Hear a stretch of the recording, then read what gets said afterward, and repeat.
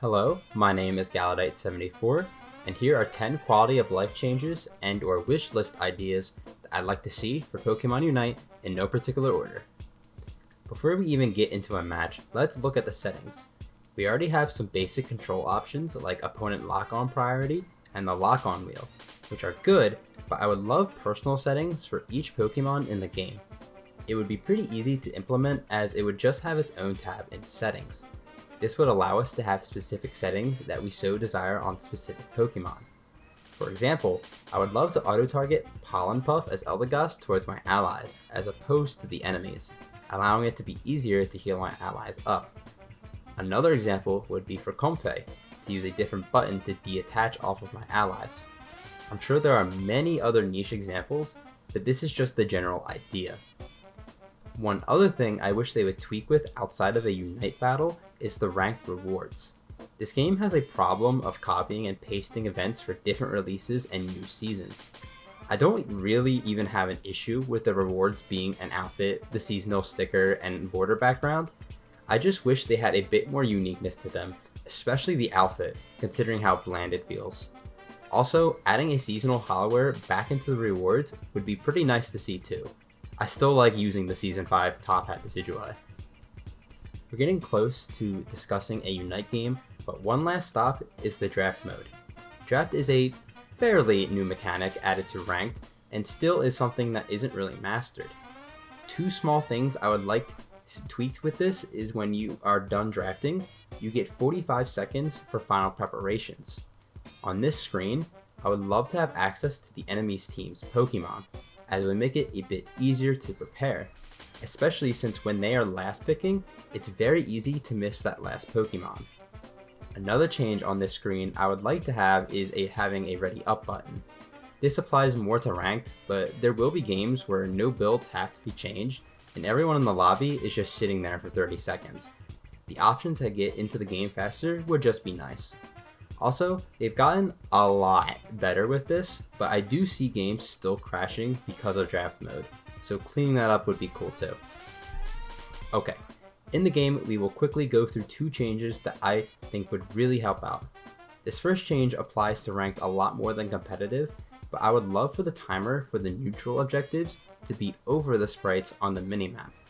There will be times where I'm nowhere near an objective and will have no idea there is one even up because there are too many players over the timer. Obviously, context clues can give this away a lot, but just like every single thing in this game, and considering this player base, it's very not out of the question for just a gathering of people to be near where an objective would spawn without one actually spawning. On the topic of objectives, and a way more important change I think they should make is the health bars of the Regis and Rayquaza.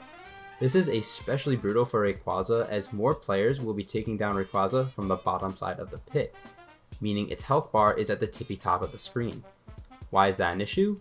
Well, like all Pokemon in this game, Ray's health bar stays above Rayquaza itself, meaning if you have to run away for a split second, you would have to pan your camera to see the health bar. On top of this, Rayquaza is typically in the center of your screen, meaning the knockout feed and timer can also get in the way. A potential fix to this is to simply have a place on the UI that displays objectives health when you have access to the health bar. Even having a static bar right under the timer I think would help this issue a lot. We're going to talk about Rayquaza a bit more with this next change. Rayquaza Knockup, aka Dragon Ascent. This needs to be nerfed. This video isn't meant to talk about buffs and nerfs, as that is a different topic, but this is an exception. One of the most frustrating things in this game is when playing a melee Pokemon, you already have to put yourself in a compromised position to rip Rayquaza. Now, vision you are fighting a Trevenant that hits you with a Wood Hammer, Horn Leech, Wood Hammer combo. Then Rayquaza throws you, and then Rayquaza gets taken by the enemy, and then you get knocked up again. Not fun. In order to avoid being knocked up, you must completely leave the center pit, slowing your rip down. In most cases for ranged attackers, they simply just have to move a bit to avoid Twister, aka Ray Tornadoes. I'm personally not a big fan of this dynamic at all, and a simple change would be to significantly reduce the knockup by Rayquaza, as it lasts too long in its current state. These next two changes I'm not crazy passionate about, but also wouldn't be upset seeing in the game. First is a rework to the close battle callout. There was a myth going on for a long time that if the callout was orange, you'd be winning, and if it was yellow, you'd be losing, or vice versa. It was something like that. This was false though. However, if it was true, I wouldn't be too upset about it. The ambiguity of not having a scoreboard is somewhat exciting and unique to this game, but the indicators of winning and losing play a major role in how the latter half of games go. Not knowing if you are winning and losing, especially in high-scoring games when it's hard to track the exact score, adds a slightly unnecessary gamble to a team's game plan. And I think adding this would keep the uniqueness of not having a scoreboard, but would give teams a bit more control.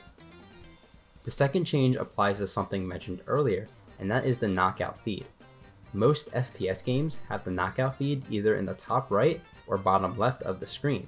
I think having the option to put a feed there would be helpful. In most cases, the feed being in the center isn't too bad, but cleaning up the center of your screen is never really a bad thing. Our final change within a Unite battle is to add choice specs and energy amp cooldown at the bottom right of your screen. Last year, they added stacking counters to the bottom, and that was a major quality of life change that everyone liked. For energy amp, the current cooldown is based on the item itself and not the actual activation of its effects.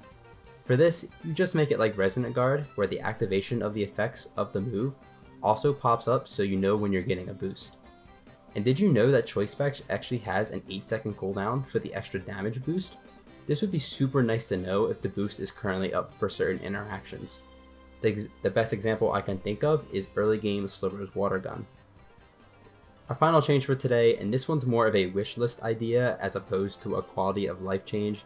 This idea is very unoriginal, but it would still be so cool. Once you reach Gold Badge on a Pokemon, you should be given the choice to be a shiny Pokemon. Getting Gold Badge in this game is still a grind, even for dedicated players, and for myself, there's nothing more in the world I would love to see than me walking around the battlefield as a white Trevenant with red leaves. It rewards the grind a bit more than just the badge itself, and it keeps the concept of shiny Pokemon being rare.